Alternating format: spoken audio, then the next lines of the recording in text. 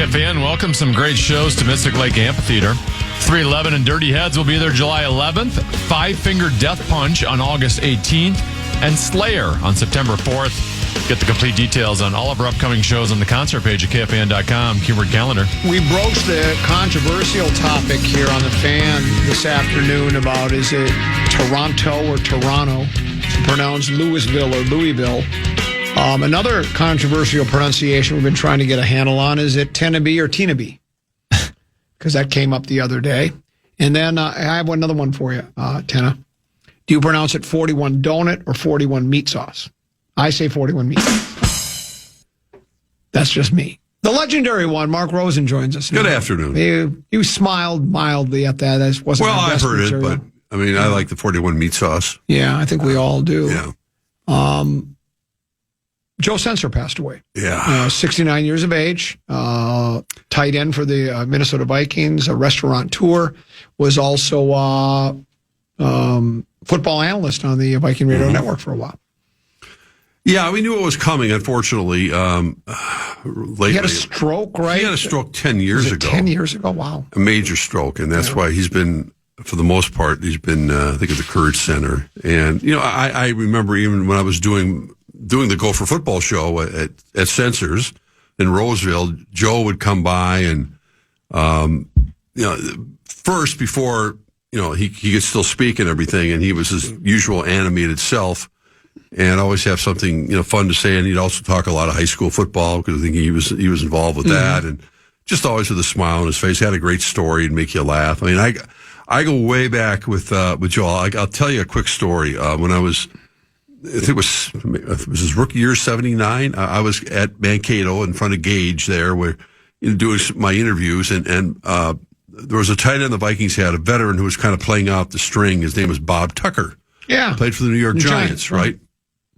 And I was doing a casual interview with him, and came up, you know, subject came up. I just said, you know, how long do you want to keep doing this? You know, what's Bud telling you? Blah blah blah. And he goes, look, it doesn't matter what I want.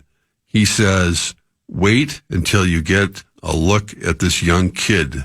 His name is Joe Sensor. He's from a small school, Westchester State. Right. He is going to be the real deal.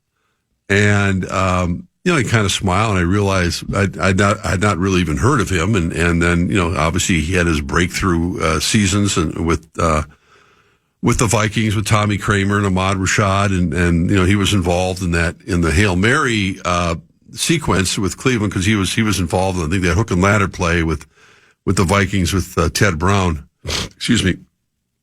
And as it turned out, you know, Joe and I became pretty close, and I remember driving with him. There was a restaurant, and I think that was the name of it, Mother Tucker's, which was on 494 in France, which eventually turned into Sensors. And we used to go there, you know, like a Sunday night or something, and they'd had a big buffet, a roast beef thing, whatever, and, you know, and we'd talk, and that ended up being, I think, the first location that he and his partners got into with Sensors.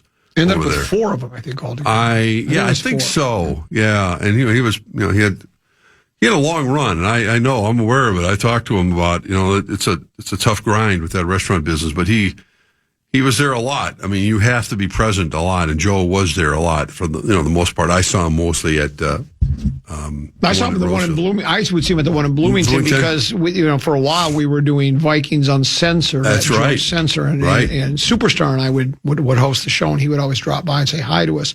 And what was always funny is almost without fail, almost every time he'd see me, he goes, "How's your brother Alex?" Because he saw, and then he'd always bring up, "I saw Alex at the Carlton Celebrity Room. It's the funniest thing I've ever seen." So he saw my brother doing comedy there, and so he always asked about my brother. But yeah, so he was a prince of a guy that way. I mean, just relating that story. I mean, no, not saying, "What's your brother's name?" He knew it. Oh yeah, he would know. And my kids, you know, when they got born and all the stuff that happened, and was always there. And you know, it's a, you know.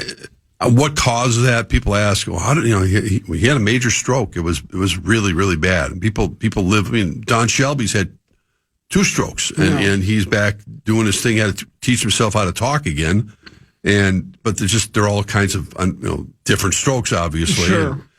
Affecting different parts of your body. And Joe, unfortunately, had one that was really, very serious. Very, very serious. So he spent a lot of time at a great facility over there, and, Yeah, I mean, it's another one of those reminders. You just kind of just shake your head. He was only 69, and this has been, like 10 years almost, I think, of having to treat this and go with it. And I wish him peace and his family peace. And I mean, he was a good friend for many, many years. A lot of great stories. And I think he touched a lot of people, not just people who were too young to remember him as a football player. And, he had a really serious knee injury, which curtailed his football career. I think that was at the Dome, and he could barely walk after that. And that's kind of the beginning of the end for any football player, but knew what he wanted to do and became the fabric of this community in so many ways. So even though we knew this was coming, it hurts a lot. And you see your friends and people you work with, and been around for a long time, and been around as long as I have. Things like this unfortunately happen, and Joe was, as they say, one of the real good guys. On the football end of things, I think I skimmed a story, and I think it says, is this accurate? He is the only tight end in franchise history to have 1,000-yard receiving career. Yeah. I mean, receiving season. And we've had a lot of awfully good tight ends here over the years, and that stinks because, of course, he was playing he never had the 17-game season. Did he even play in a 16-game season? Not 100% sure. His career may have been over because he went to the Dome and did play at the Dome. Yeah, I think maybe his career ended before the 16. It's possible, game, but I don't recall. But yeah. And then I think the story also said, excuse me if I read this wrong, but I thought it also said he was the tight end receptions leader for the franchise until I was beaten by Kyle Rudolph. That's probably true. Yeah, I mean he held records for a long time, and that. The Vikings had a pretty explosive passing attack with Tommy and Ahmad, and they had a bunch of guys. Terry LeCount. I mean, they had guys that could catch the ball, but Joe was a big target. I mean, he was kind of the prototypical tight end long before tight ends like the Travis Kelce's of the world became Travis Kelce's. I mean, Joe could a linebacker couldn't cover him one-on-one. So he had opportunities galore to as they say, move the sticks and be a physical force on offense for the Vikings for many years. So, the Joe Sensor passed away at the age of 69 today. May he rest in peace. Correct. I think it was either Monday or Tuesday. You called your son and said, I did. We're going to win this series. Mm-hmm. Do you still feel that way after even Tennessee thinks am I the only one that's super pessimistic right now after last night's beatdown? I know it's just one game. And I know once it got to the point where it was, look, you're starting the fourth quarter, you're down 30. Yeah, it's over. I mean, it's hard to believe anybody's going to, look at it during the huddle is going to go, we're going to come back from a 30-point deficit. Let's go. But it was so thoroughly, such a thorough beatdown. And like I said jokingly with Tennessee, it almost seemed like two losses. It was so well. I mean, you don't have to go too far back in your memory bank to remember a year ago when the Wolves beat Oklahoma City by 42 points, third game of the playoffs of their series. How'd that work out for them? I mean, I don't think Oklahoma City was devastated by that. Now, I'm not comparing the Wolves team to what OKC is even today because I still think they're the cream of the crop and will likely end up winning the championship again.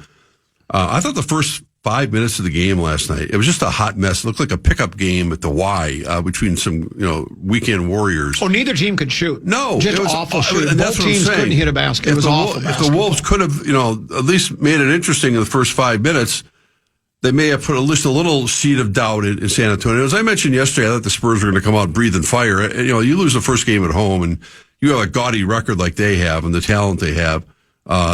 It was stunning that the Wolves scored 35 points in the first half. And after that, it was just take the charter home at this point.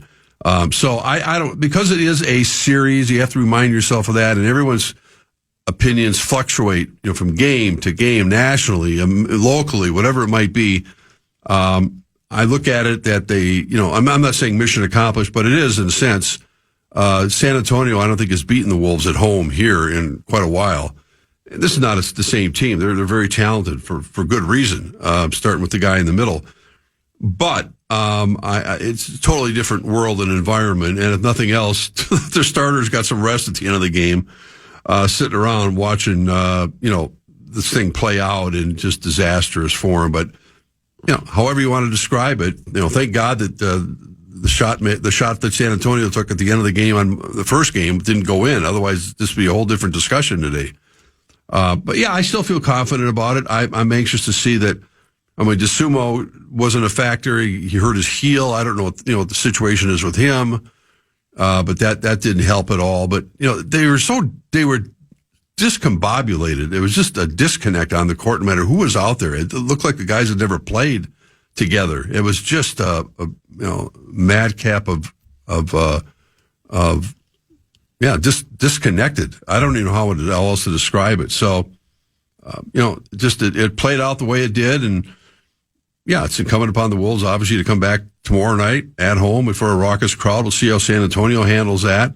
But it'll obviously be a much different game. And do you think that raucous crowd will throw the Spurs off? Well, you can just tell. It's not a question of throwing them off, but it does have an effect. There's a reason why you go from being a 12-point favorite to a 2.5 or 3-point favorite because they're playing here. I'm not saying they're worth 10 points playing here. You think that's what that wow. That's what the line is tomorrow. Yeah, but you think it's all because of the 10-point difference on home court advantage? What else would it be? I don't know. When you lose by 50 or whatever they lost by last night, I don't know what else it would be. But yeah, I think that the fact that they're coming home. Two things. The NFL regular season expanded to 16 games in 1978. Joe started his career in 79, so he did play. Yeah, there you go. I didn't know we'd been playing 60. If you would have said, when did we start playing 16 games, I'd have said about 5 years ago.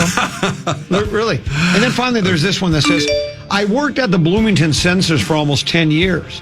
Joe was there constantly. It was always awesome to be around. One day I was working a Vikings game, and Joe came in and asked why I wasn't wearing a Vikings jersey. I told him I didn't have one and jokingly said I was waiting for him to get me one. He just laughed and said, okay, and walked away. About 30 minutes later, he came up to me and threw a Jared Allen jersey at me and said, here's your jersey. He had left the restaurant to go to the store to get it for me. I still have that jersey in my closet. Rest in peace, Joe. We'll break. We'll come back. Tennessee, our friends at BigDeck.com. Get your deck on. I want to try to put a grand in somebody's hand with the National Cash Contest. Yeah, the fan and BigDeck.com want to give you a shot to win bonus bucks with our National Cash Contest. Enter the keyword deposit at KFAN.com now for your shot to win. And the keyword is deposit. Enter now at KFAN.com.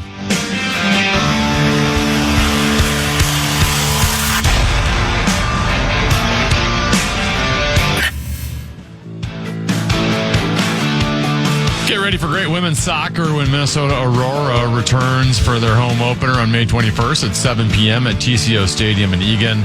Tickets for all games are on sale now at mnaurora.com. You can sign up to win tickets to the home opener right now on the contest page at KFAN.com.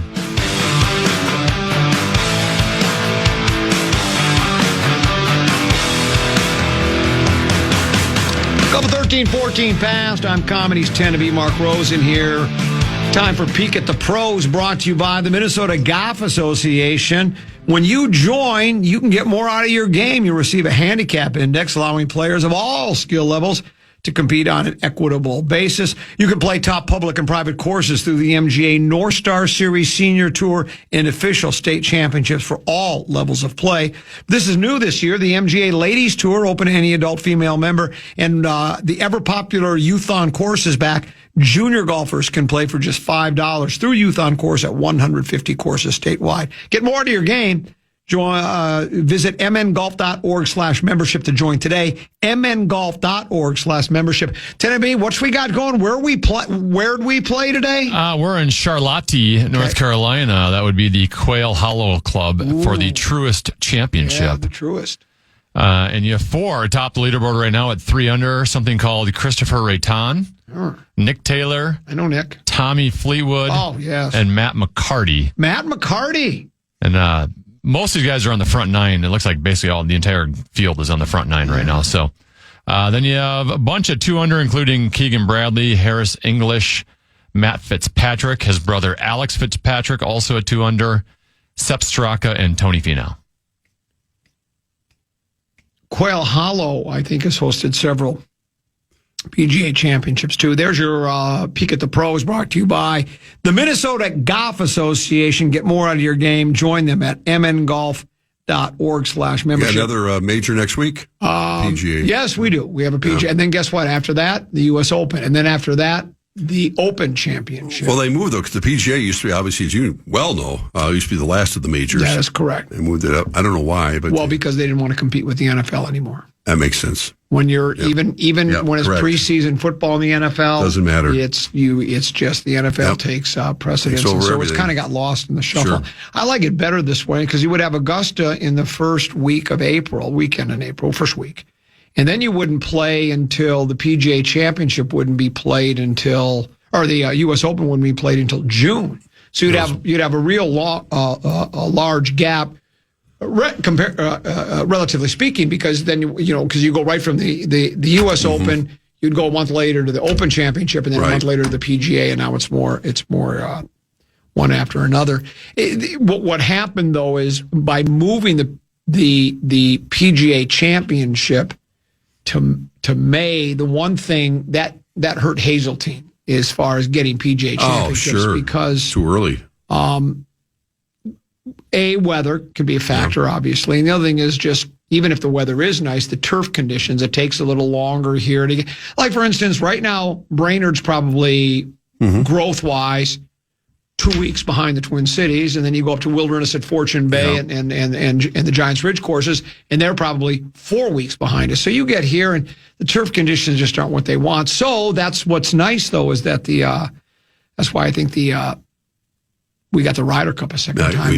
That's a nice bone to get tossed. Hey, we can't do a PGA Championship there, but how about the Ryder Cup? So I think most people actually prefer the Ryder Cup. It's certainly more high energy and more exciting, that's for sure. 10 to be.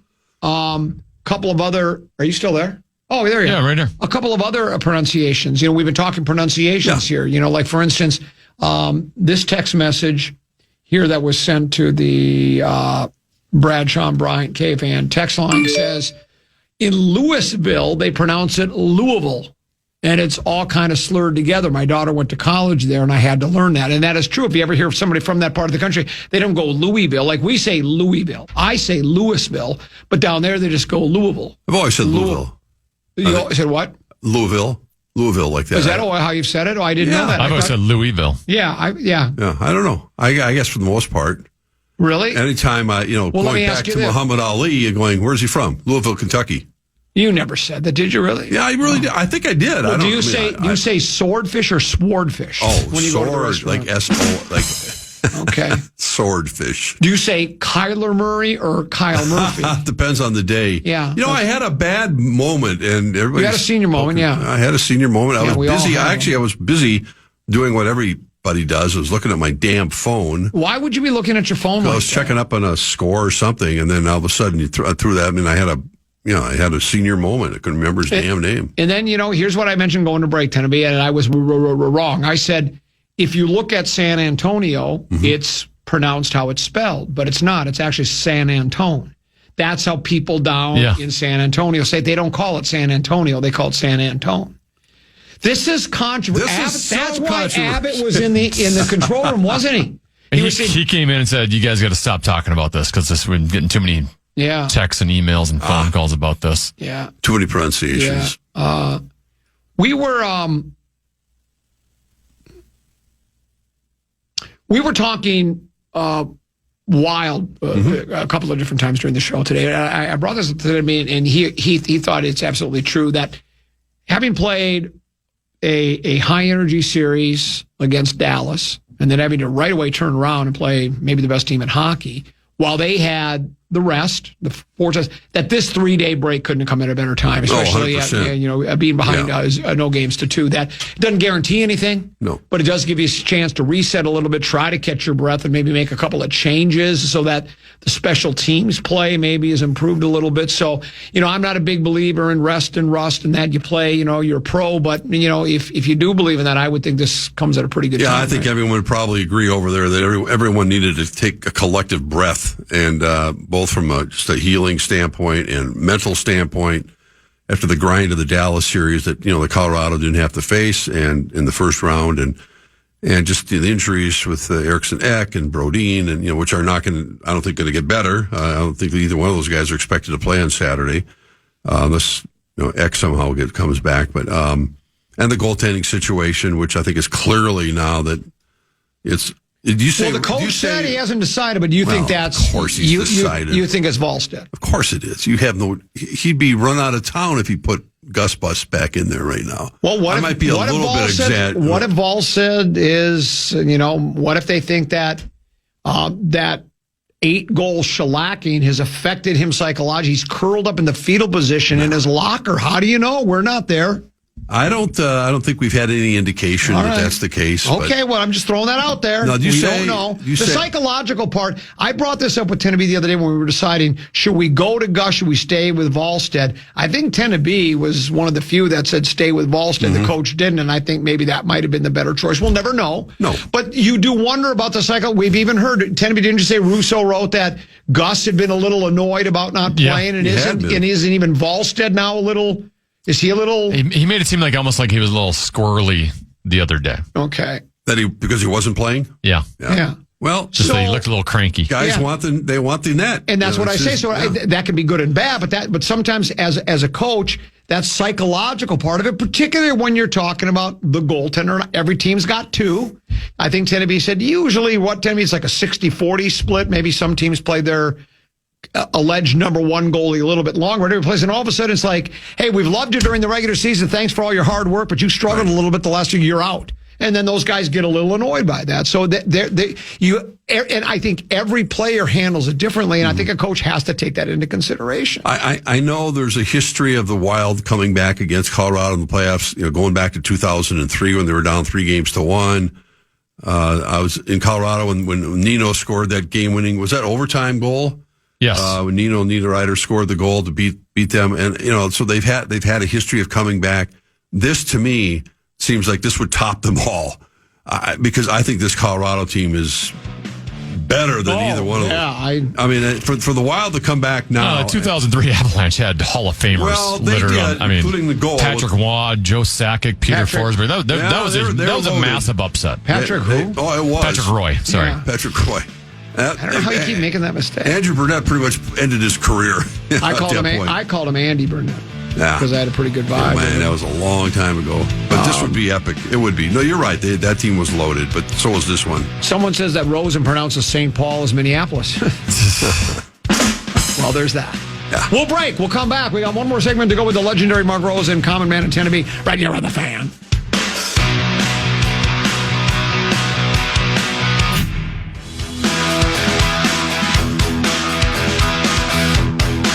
Wild Fans Game 3 goes outdoors Saturday at Grand Casino Arena. The party starts at 5, puck drops at 8. Free entry while space lasts with food, drinks, live music, and of course, Game 3 of Wild versus Avs. Parking will be busy, so plan ahead. Full info at wild.com/playoffs. Final segment of today's Grum. Final appearance by Mark Rosen this week. I'm Common. He's Tennessee. And the aforementioned Mark Rosen.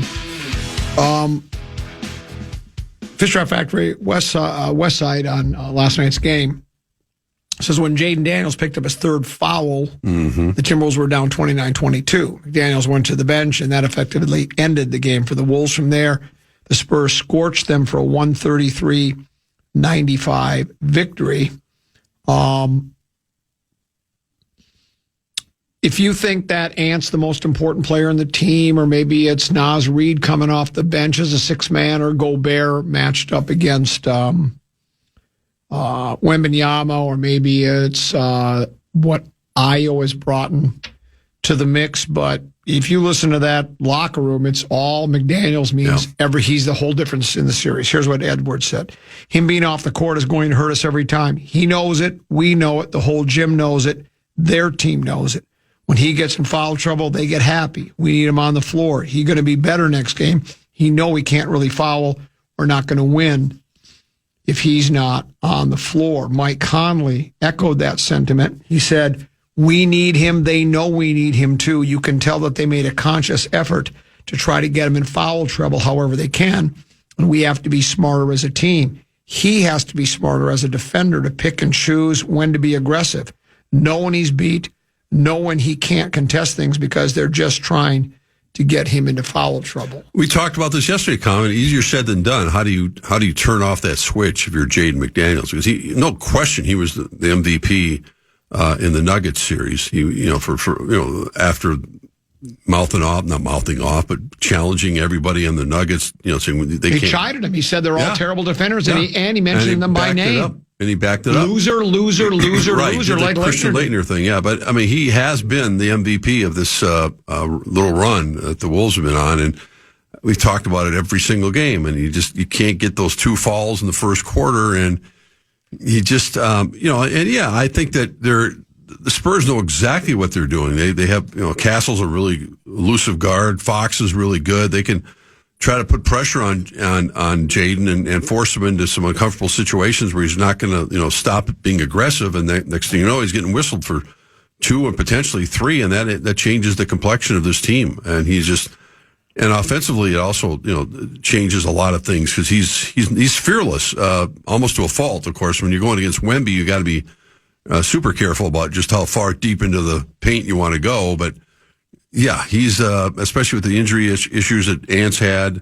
Jaden has been the rock for this basketball team, and starting Friday night, tomorrow night, he's got to stay on the floor as long as possible. One thing I like about this Wolves club is, if you'll remember at the beginning of the year, several players in interviews with the media said, we've told Ant no uncertain terms, talking about Edwards, you need to play defense, and you need to play defense start to finish without you doing this. So, I mean, they're in the media, they were calling out Ant. And Connolly almost did the same thing here with McDaniels. And I like when they don't feel afraid of, I don't want to say anything wrong. Yeah. He's just telling the truth. The quote from Connolly is, he has to be smarter as a defender to pick and choose when to be aggressive. And that is key, because every player wants to stop every shot, every bucket. And how many times you watch a game and you go, why did you try that? Yeah, why do you make a stupid foul like that? Let the guy get the 2. It's first quarter. I know the 2 points in the first quarter counts just as much as late in the fourth quarter, but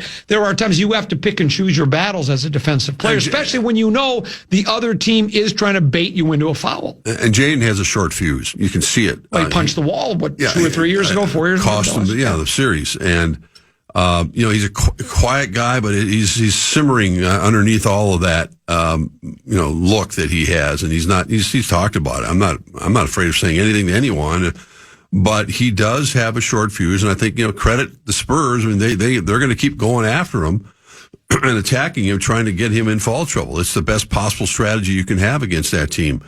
Obviously, just basing it on last night, but, Randall's got to be a lot more consistent. He turns the ball over sometimes at an alarming rate, and it bugs the hell out of me. I don't know why. Randall? Julius, yeah. Well, speaking of Julius, here was his take on the game, and to me, it's oversimplistic to just say, well, if McDaniel's out of the game, we can't win, and if he's in, we got a better chance. And there was some truth to that, but here's what Randall said. Quote, we got beat in every way possible. It's simple as that. There's really not much to say off a game like this. They out-hustled us, out-physicaled us, out-executed, played better defensively, more energy. They just beat us in every way. So it wasn't just, in his opinion, it wasn't just that, Daniels doesn't foul trouble, he's on the bench, and all of a sudden we're lost. But what I'm saying is, Ant and Conley, while they didn't say that was the only reason, they seemed to lead us to believe that they just can't win without him on the floor. And if that's the case, he better not get any fouls, because if that's the only way you can win, I'm not sure that's the truth, but that's what it comes. Well, he's had to sit other times because picking up 2 fouls in the first quarter in a winning fashion. The fact that he'd be able to come back, but and this is why it's a series. There's the ebb and flow of opinions and gamesmanship. Flip used to talk about that all the time. Now we got a series. You got to have that's what you want. I mean, I think there was, just based on the first 5 minutes of the game last night, there was certainly a bit of, we got our one victory in San Antonio. I think go out there and be aggressive. Maybe that's what Edwards was alluding to. I think he was. Because when you see how Randall summed up the game, just saying this is such a cliche that I just roll my eyes, shrug my shoulders, and shake my head at it, but they wanted it more, right? I mean, you would think both teams do, but that's almost what Randall is sort of saying.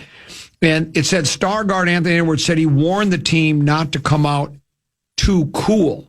Uh-huh. but the Wolves did anyway. And I think maybe that being that, hey, let's just go out there and, you got to figure the Spurs are amped up. I mean, they've lost home court advantage.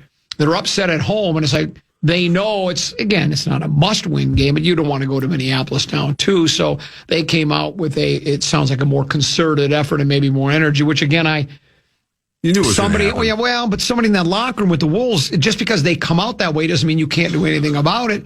For somebody, and it sounds like Edwards tried to deliver the message. I didn't know if he did it in the right way. And just delivering this message doesn't guarantee anything. But you think you would say, look, these guys are going to go out and throw their best punch at us right away. We've got to dig in like it's fourth quarter, game 7 right here, and not let them gain any momentum. Not think that we can go back to the way we play. And they did it so definitive. They won by 35, 40. Well, but again, that gets back to the beginning of the game when both teams, as you were talking about, and I mentioned it could hit the broadside of a barn, and the Wolves had a chance early on in the first 5 minutes at least to quiet the crowd, to show that to Spurs that we're going to be around. You got to play it for 4 quarters, and obviously everything changed in a hurry, and then it was all downhill after that. But the first 5 minutes, both teams were throwing up bricks on 3-point shots in particular. I don't think anyone made a basket for a while. I went, come on, guys, settle down here a little bit. Just run your offense. And they never got into it. And then by the time they did, I think they had 1-point lead, and that was it the whole night. And after those first 5-6 minutes, when San Antonio got warmed up and Wemby got, he hit a 3-pointer and the crowd went crazy, and they started their wingman started hitting shots, and then it just kind of snowballed, as we know, all downhill. So. We were talking about the goaltender situation with the Wild, about who should start, hot hand, psychological part of it. Tennessee, you might want to listen up to this. This one says, how does Tenna feel after sailing the seas for a couple of days only to have Common return? I say ride the hot hand. Have Tenna host until he has a bad show. Common can run the board. What do you think about that, Tenna B? I mean, it went pretty well Thursday, Friday, from what I understand, didn't? I mean, do you think that you would be running the board for me? Yeah, you're running the hot hand. That would be like Spurgeon losing Brodeen and then having Middleton put by his side. Well, there's that. Why does that? I mean, that's what. I mean, that's a theory, though. So that's people are superstitious. Yeah, who has the hot hand? Yeah. Got a low bar for hot hand, huh? Wait, hold on. Well, there is that. Getaway day today. Twins bullpen blowing it again. Did you say? I haven't checked the score. They're down 7-5 in the 8th. Yeah, 7-5. They had. I think Jefferson hit a home run. And we were just 2.5 games. Well, game and a half out. We know that their relief pitching is a disaster. Simeon Woods Richardson just doesn't seem to ever get past the 4th inning, and they happen again today. Now, 5 runs, 4 hits, 2 walks. Just doesn't seem to have it, what it takes, and that's been a disappointment, unfortunately. It looked like he had some promise, and then, the rest, he started putting out guys that, Banda, Klein, I don't even know who that is, and then Taylor Rogers, who's at the end of his career. So the Twins can score runs. Jeffers 3 for 3 today. Brooks Lee, 2 for 3. But they just can't. They can't stop people late in games. I don't know how you're going to fix that. You're just not. I mean, you're going to have a lot of those 7-5 games. Ask Tenna B, when fatigued, what is the first thing to go for a hockey player? When fatigued? Yeah. Like physically, or? Well, there's what this text messenger who you know as well as I do. He says, number 1 is a physical one, and number 2 is a mental. Within a shift, like if you're out there too long on the ice, it's your legs, your thighs, your quads. Well, he says hands when you're fatigued. I think that's more associated to the brain. You start. Okay. Your legs start locking up. And you don't have the same explosion. And then what happens is you start panicking mentally because he says decision making. Then is second. Yes, decision making becomes a huge issue because you don't have the physical elements to go with it. So then you don't make great plays. Now he's also making an excuse. This is excuse computer. The Wild hung with the Avs all year. When exhausted due to scheduling, the results were predetermined. So they're exhausted because you know what you do? You sweep Dallas and you don't have to worry about scheduling. If you sweep Dallas, you're on the same. I mean, schedule. we went into this knowing that the way the NHL playoffs work, the Wild had to go through, you could argue, the two best teams in the National Hockey League first two rounds. And, the Wild are going to have to go through the Avalanche eventually, but it does give them an advantage when you have to go through the Dallas Stars when you shouldn't have to, first series. And you play a long, grueling physical series, whereas if you were playing the Edmonton Oilers, you might have taken care of them in 4 or 5. It might have had some rest to give you a better shot. Is that format set in stone for years? Yes. It's been that way a while, and Bettman says he likes it that way. He doesn't listen to what he doesn't listen to what people complain about. He's a very my way or the highway kind of commish. And his point is he thinks it creates rivalries. Well, here would be my comeback. The NBA does it 1-8, 2-7, 3-6, 4-5, right? What kind of rivalry does Denver and the Wolves have right now doing it that way? It's as good a rivalry as there is in the NBA. They played how many games now over the past few years in postseason plays? The playoffs will create rivalries. Yes, that's it. Do. Yeah. So eventually those teams will meet if they are the best. So just forcing it to say, well, we want these two teams to play right away in the first round when it makes no... Then you don't have any rivalries later on. Yes.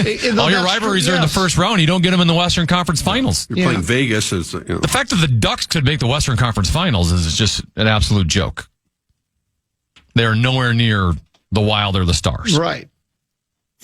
It reminds me of when, and I brought this up just the other day, and I brought it up a couple of times, and you remember this, Mark. Mm-hmm. When they went from the Big 6 to the Mighty 12, they had the two divisions, the East and the West. In the playoffs, they had all the West teams play each other, all these, so that they didn't seed it. What they had was, that's where St. Louis met Montreal in the Stanley Cup Finals. And St. Louis was an expansion club. It was their first year. We lost to them in the semis 7 games to 1. It was a great series. I remember I'm a little younger than you. I remember watching it as a kid. I remember jumping behind the couch. I couldn't watch. It was one of those where I didn't want it. It was nerve-wracking. I think we lost game 7 2-1 in overtime, if I'm not mistaken. I think the star for the Blues at that point was Red Berenson. It may have been, So he makes a great frozen pizza, by the way. He does. Yeah, he does make it great. Some people say Red Baron, and other parts of the country they say Berenson. He was. So it reminds me of that. What Tenneby just said. So now you have who would you say could make the Anaheim? The Anaheim Ducks are tied 1-1 with Vegas right now. Yeah, and they're just not that very good team. It's the same thing. I was like, I guess I'm saying I don't think I think they should have seeded all those teams. Depending upon, you shouldn't just go the East and the West. Of course, they do that in the National Football League. You have your AFC, NFC. Yeah. Doesn't matter. You could have a strong, and they do it in Major League Baseball. I guess they do it in all, but at least there in the NFL and in the NBA, it's seeded by your record, not by. We want to create a rivalry between. Well, and frankly, those rivalries would have come to fruition this year, anyways. The Wild. Stars would have the 2 seed, Wild would have the 3 series, assuming they both win. They'd play each other second round. Mm-hmm. And then the winner would play Colorado in the Western Conference Finals. I mean, you would have gotten to it anyway. Ask Tim to be when he's fatigued, or at least when he's tired of your antics and bits, what's the first thing to go for you? My focus. Your attention span. My work ethic. Yeah, attention span for sure. Of course, mine is as well. Oh, you find that funny? Pretty funny. Now, Rosie, on the other hand, he doesn't get fatigued. He feels better now than he did when he was 45. Yeah, except for my knee. Yeah. So now the other knee's being replaced. Yes. End of June. Yep. And it was not, yesterday was the first day, even after traipsing through Italy, yesterday was the first day where I went, uh-oh. It's barking at you, as a kid It was barking at me, yeah, for sure. So I called my guy. I went, it's just put heat on it and whatever you can. Rub a little Robitussin. Yeah, something like that. Some dirt. Yeah. But that's, the way it is. Yeah. It's still elective surgery. I'll take it over anything else that people are dealing with. Yeah. You're strong as an ox. I don't know about that, but. Yeah, I don't either, but I just thought I'd say it. I love the fact that the Vikings are, made this statement. I'll just throw one little thing in there about the Wilson said, we're not going to release any names about any GM candidates. We're going to, this is all cloak and dagger, basically. You got the newsbreakers. And everybody's got every name out there. The Rams guy, the 49ers guy, everybody's got all the names because the agents are all talking. It's just so funny. I think it's almost every assistant general manager in the league is going to be interviewing for that job. Oh, man. and it shouldn't take them probably. I think next week they do all these. They do them online too. They do a whole bunch of interviews. You don't fly them all in. That's the beauty of the technology. What do you look, any assistant general manager will think any general manager job is peachy, right? But as you look at the Vikings as an organization, where the roster is, and again, there's no guy that's not going to take that job because he wants to be a general manager. But, it's not a bad situation to be in. You got a great facility. You have a coach at one coach of the year, seems to be one of the up and comers, and he's a quarterback whisperer. And you got a defensive coordinator that's very highly regarded, and you have the roster. Obviously, I still think needs a lot is going to. I think was be determined how good the team can be by the draft picks they select and how quickly they can contribute to the club. But there are worse jobs in the NBA to be or NFL to be a general manager. I think that interesting perspective. I heard I was driving around late yesterday afternoon and listening to Burrow talking to Alec Lewis, and the conversation about would the Vikings be better served bringing someone in from the outside who's not necessarily like a Brzezinski. No, he's on the inside. I see. That he wouldn't be, locked in with lockstep with KOC and Brian Flores, for instance. You're going to have that I'm looking for the future. I'm not going to be, I'm the GM. I'm going to be making a lot of I'll take your input, whatever it is, but would it be better served having one of those guys instead of, one of the guys we're interviewing, I think from Buffalo, was a scout here for 12 years or whatever, as opposed to one of their guys. And it's a valid point about a lot of things because it is a valid question. You look at the success of the Eagles, the Seahawks, and the people they bring in, and there's always going to be that buddy system a lot in the NFL. Fair or not, there are some that think Brzezinski, because he's been with the organization so long and has worked with KOC, that he would just like I say, fair or not, that think he might just be a yes man to O'Connell. Yes, Kevin, whatever you want to do. Well, that may be more than a kernel of truth to some of that, but I think that we talked about it. They're going through this search firm. They're spending a lot of money on a search firm that normally is associated with hiring college football coaches. But there are a lot of. The fact that the Vikings have, at least the reporters who cover it, have listed like 6 pretty qualified names out there already that the Vikings are going to be talking to, and some of them aren't locked in with necessarily with KOC's coaching tree or what Brian Flores has done. And you got to have an independent voice in there, a strong voice. And it's a tough position to be in because you're walking into a new organization, but you got to have your own set of priorities. And I'd like to see that the Vikings maybe do something like that because I think that's what's needed instead of having kind of, hey, you guys, you can make your own decision, but when push comes to shove, KOC and Brian Flores are going to walk into that room and say, yay or nay on this particular player. So we'll see how it all works out. Well, and then you do want a GM too, like you say. If it's, you would think the O'Connells of the world, they're worried about this upcoming season. I mean, they care about the future, but the future for them is this upcoming season. Yes. And we're a general manager. I brought this up when the Green Bay drafted Jordan Love, and there was a lot of outrage. Rodgers was mad at Anita White. Fans were upset. I think the general opinion, the prevailing wisdom was, why are you doing that? You've already got Rodgers. But as I've always said, the GM's a caretaker of the organization, too. He's got to look out for what's best. And if you think you see the next franchise quarterback, you might be wrong, but you got to draft him. I mean, that's your job. So you're thinking about the future, or the present and the future as well. I think the schedule's getting released next week. Can't wait. I'm sure Meats House will be all over it. Oh, well, of course you will. Yeah. It's a big deal for the network. Well, it's a big deal for everybody. It is. Even though we already know who they're going to play. Yeah, it's just a matter of when. Which week they're going to play, which is always crazy. Great. Could it be a new triangle of authority? O'Connell, Flores, and the new GM. That didn't work so well the last time. No, I think we just should try to avoid that term at all costs. Enjoy your weekend. We'll see you next Tuesday. Yes, sir. Tenby, thanks for having me. Hey, great job. You as well. And we enjoyed spending time with you today, as we always do. We're back tomorrow at 12 noon. Lil B joins us at 1. Program password at 1:30. And the reveal, we'll have the pairings and the matchups for the program password invitational tournament. That'll be at 1:15. Big Ticket JG, they're next here on The Fan. And good night, folks. And good night, Mrs. Calabash. Wherever you are. Well done, young man! listen back to any of Common Man's programs by podcasting on the iHeartRadio app or KFAN.com.